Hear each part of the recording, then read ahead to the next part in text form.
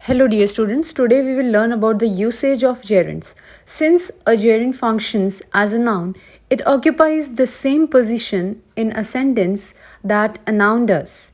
First, gerunds are used as the subject of the sentence. Now you very well know what is a subject. So for example, singing carols is extremely popular during Christmas. So here, singing is the subject.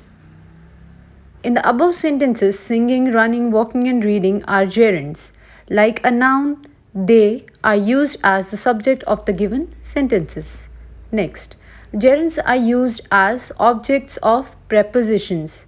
When a verb ending with ing is used after a preposition, it is a gerund. So, for example, preposition, you know what is preposition? So, preposition plus ing form of verb, that is gerund. For example, of argue. So, of is a preposition and argue is a verb. So, when ing is added to the verb, it becomes of plus argue plus ing. So, it will be of arguing. When we use this in a sentence, it becomes instead of arguing, maybe we should try and resolve the problem with a clear mind.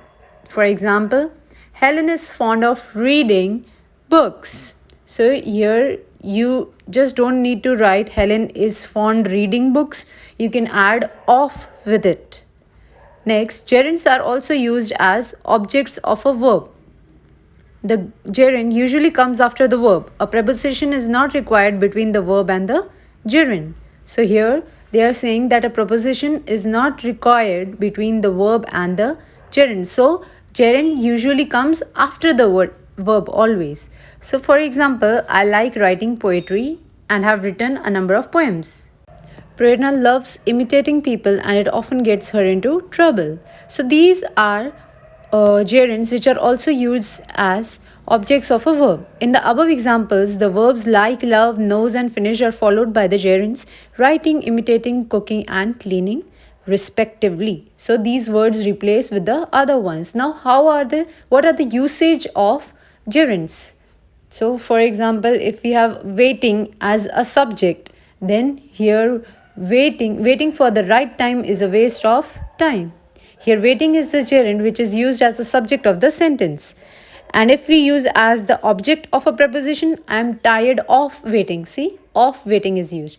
And if it is used as object of a verb, it is I like waiting.